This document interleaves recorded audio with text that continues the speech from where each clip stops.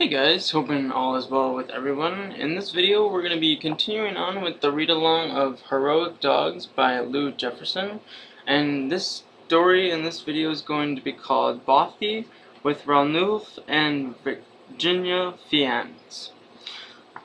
It was a crazy idea. Many people had gone around the world the horizontal way, but Virginia Fiennes had this idea of going vertically while staying on the surface of the earth. Her husband, Ranulph, or Ran from here on, said it would be impossible. They'd have to travel so that they went across each pole, north and south. It had never been done and it would be insane to try. Ran was a British baronet, but he had no money.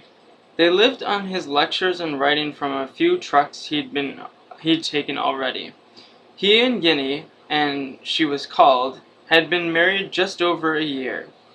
Ren had been on a few adventures. He'd crossed British Columbia by river and climbed a Norwegian glacier. They'd gone up the Nile with a hovercraft together. Guinea organized all their trips. They returned to the bipolar idea again and again. The more negative feedback they got, the more they wanted to try it. They played with a tiny 6-inch globe to see what route they would take. They were pretty sure the Russians wouldn't let them in areas they controlled. So they decided the route should follow the Greenwich Meridian, the imaginary line running north and south through Greenwich, England. They also thought that this route, beginning in England, ending in England, would help them get the English support they need.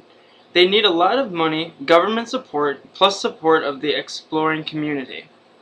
It took from early 1972 to September 1979 for the expedition to begin.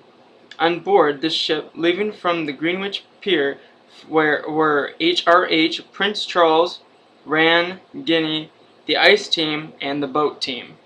Bothy, their long-haired terrier mix, stayed home. Africa would have been too hot for him. What took so long to get started? The hurdles were enormous. They had no money, they had no polar experience, they had no scientific reason for going. Every government and scientific group said no. They whittled away at the problems. Rand still gave weekends to the Special Air Services, SAS, of the British Army. The SAS provided a windowless attic room with no phone for them to begin planning. They stole phones and they later got promoted to the first floor. Some of their volunteers slept in the office. Finally, they were able to get donated office space on Baker Street with 3 phones. With the short windows to travel across each pole, they figured out it would take at least 3 years to complete the trip. On each pole they needed light, not too cold weather, but not so warm that the snow and ice would melt. Somehow, they managed to find crew for a boat, office staff, expedition support staff, and most of the pilots of the planes, who were willing to set aside their jobs and work for no pay. They were able to connect with hundreds of companies to give the equipment and supplies, including fuel, loan of pilots, planes, and ship captains. In addition, donations of cash helped in emergencies and to buy their ship. They were advised to go by snowmobile, as it would add 2 years to the preparation for the men to be trained to work with dogs. They were also concerned about possible bad publicity. Normally on long dog treks, dogs either die or are killed and used for food for dogs and men. Prince Charles agreed to be patron of the expedition. He was key in getting some of the governments to cooperate and finding people willing to contribute. They worked with scientists and were able to add Antarctic ice research, medical research, and army equipment, food, clothing research to their mission. They even collected specimens in Africa for British Natural History Museum. They trained with the SAS. In 1976 they made a practice run in Greenland. And finally, they made an attempt to reach the North Pole in early 1979. The North Pole attempt was aborted in May as the sea ice had turned to slush as they needed to be rescued. Much of their route was over water. They were going from England to Europe by ferry and drive through France and Spain. Then, a short boat trip to Africa where they'd drive through the bulge of Western Africa, going from Algeria and Malai to the Ivory Coast. Next, they'd take their ship to South Africa and on to Antarctica, where they'd land at Fiennes, South African National Expedition. They would base an airship at Fiennes for a plane to supply their route across the continent to McMurdo Sound. They'd wind at the base camp about 300 miles inland at the foothills of the Borga Mountains. Their trek would be the first across the continent going north-south and the longest trip across Antarctica. After Antarctica, they'd go by ship to Alaska. They'd go by small motorboat up the Yukon River to the north of the country, then go east, making an attempt to pass over the sea ice to the North Pole. They'd complete the Northwest Passage by meeting their boat in the Atlantic and go home to Greenwich.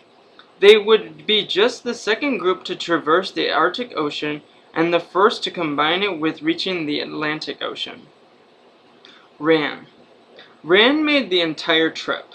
Oliver Shepard and Charles Burton were with Rand across Antarctica, and Burton made the whole trip. Shepard left after Antarctica to be with his wife.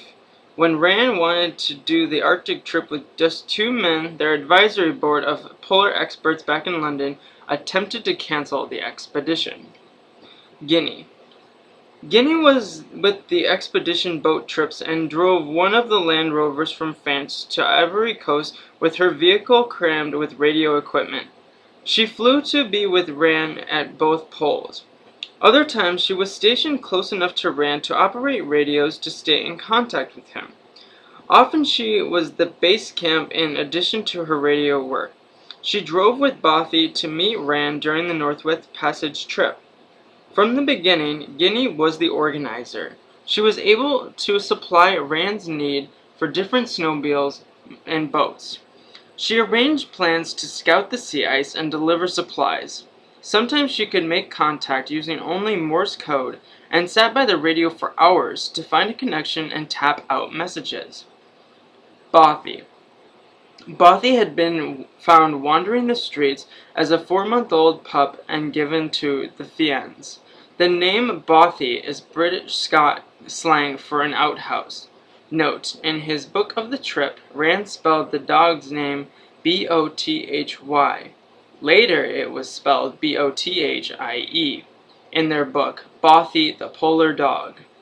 The Fiennes said he was a mongrel, but she's often called a Jack Russell Terrier in articles. He was white with a few brown patches. Shipped to Antarctica. Bothy joined the ship at Cape Town, South Africa. Bothy had a character flaw. He was house-trained, but not ship-trained. On board ship, he made himself a constant nuisance and safety hazard with his gifts on the decks.